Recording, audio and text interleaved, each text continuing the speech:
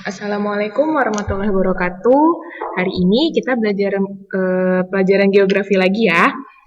Nah, kali ini kita akan belajar mengenai bab dinamika litosfer dan dampaknya terhadap kehidupan. Ini yang bagian pertama. Nah, yang kalian tahu tentang litosfer itu apa sih? Jadi yang biasa kalian injak, tanah, batuan yang kalian injak di luar rumah itu adalah termasuk litosfer, yaitu lapisan terluar bumi.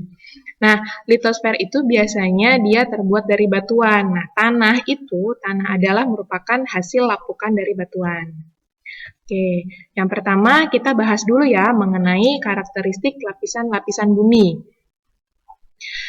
Nah, litosfer itu secara bahasa terdiri dari kata litos dan sphaira. Jadi kalau litos itu artinya batuan, kalau sphaira itu artinya lapisan. Berarti pengertiannya adalah litosfer merupakan lapisan yang terdiri dari batuan yang mencakup kerak bumi hingga mantel bumi bagian atas. Jadi lapisan kerak bumi, kalau kalian biasanya dengar makanan yang namanya kerak telur, nah kerak itu adalah bagian yang keras. Itulah kenapa disebut dengan kerak bumi, karena biasanya litosfer itu terdiri dari batuan-batuan.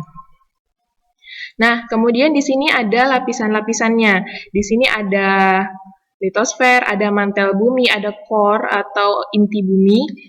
Jadi ini dibagi-bagi dari atas hingga inti bumi itu sekitar 6.378 km untuk jari-jari bumi. Nah, yang pertama itu ada kerak buminya atau litosfer itu. Jadi terdiri dari lapisan sial dan sima. Kenapa sial dan sima? Karena sial itu merupakan singkatan dari silium atau silikon dengan aluminium, dan kemudian kalau sima itu dia dari silium atau silikon dengan magnesium. Nanti kita akan bahas di slide selanjutnya. Kemudian ada mantel bumi atau nama lainnya itu adalah astenosfer. Dia berupa cairan yang sangat panas dan dia itu berpijar. Nah, biasanya kalau di kehidupan nyata kalian bisa lihat astenosfer itu adalah magma. Ya. Kemudian ada barisfer atau inti bumi. Nah, inti bumi ini kalau yang di atasnya itu adalah cair, yaitu yang astenosfer tadi. Kalau yang inti bumi itu adalah padat. Kenapa padat? Karena di dalam bumi itu kan ada sebuah tekanan. Jadi semakin jauh dari permukaan bumi maka tekanannya semakin besar. Kalau ibaratnya kalian mengepalkan tanah gitu ya, semakin besar kalian tenaganya untuk mengepalkan tanah, berarti tanah tersebut akan semakin padat. Nah, itulah analogi untuk inti bumi, mengapa dia menjadi sebuah benda padat.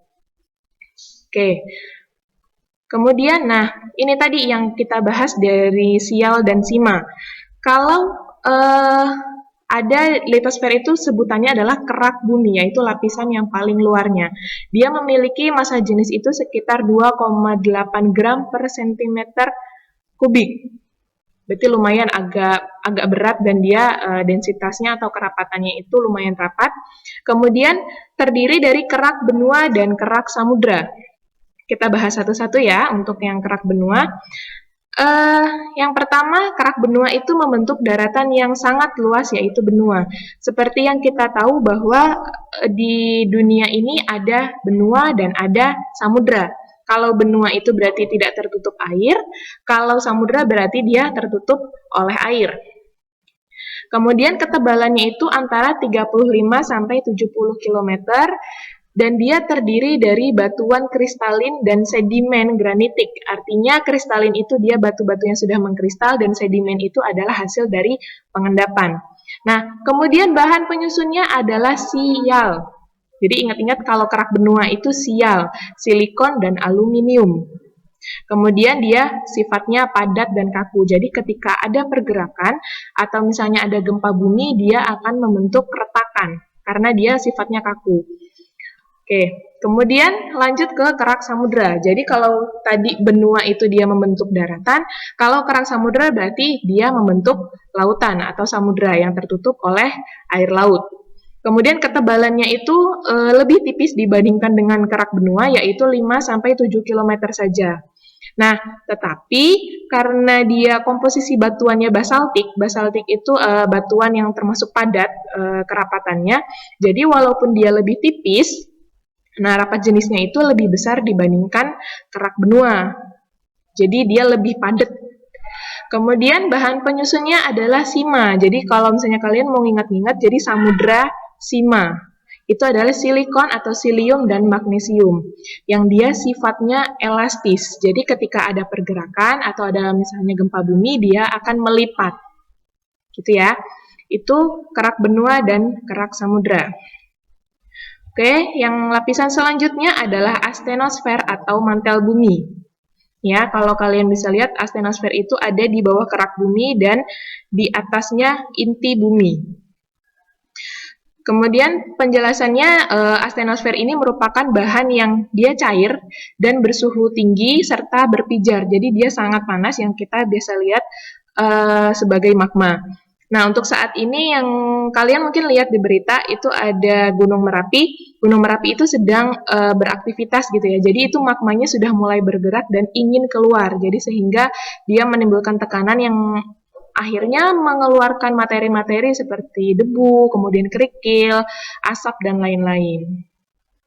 Nah, kemudian massa jenisnya itu lebih berat dibandingkan dengan kerak benua tadi, yaitu 5 gram per cm kubik. Kemudian ketebalannya itu sekitar 1.700 km ketebalannya. Coba kalian bayangkan 1.700 km itu berapa? Sedangkan dari Lampung ke Jakarta itu jaraknya itu sekitar 200 atau 300-an kilometer. Berarti jauh lebih tebal astenosfer dibandingkan jarak dari Lampung ke Jakarta. Oke, disebut juga dengan lapisan perantara karena dia berada di antara kerak bumi dan barisfer atau inti bumi. Oke, untuk lapisan yang selanjutnya adalah barisfer. Nah, barisfer itu disebut juga dengan inti bumi. Terdiri dari dua, yaitu inti luar atau outer core dan inti dalam atau inner core. Bahan penyusunnya, kalau tadi itu kerak bumi itu ada sial dan sima, kalau yang di inti bumi itu adalah Fe. Jadi nikel dan ferrum. Ferrum itu nama lainnya besi. Kalau dulu kalian pernah belajar mungkin sempat menyinggung di kimia, itu ferrum itu adalah besi. Nah, kemudian jari-jarinya itu jaraknya dari permukaan bumi itu 2.900 km dan jari-jarinya itu 3.470 km. Berarti sangat jauh, sangat tebal. Nah, tadi yang sempat Ustazah sebutkan bahwa berbentuk padat, namun dia suhunya tinggi, sekitar 4.000 sampai 6.000 derajat Celcius. Kalau sebagai perbandingan, ketika kalian bisa mendidihkan air, itu adalah 100 derajat Celcius, itu sudah sangat panas. Apalagi kalian bayangkan di suhu 4.000 sampai 6.000 derajat Celcius. Ya, tadi berbentuk padat karena ada tekanan. Oke.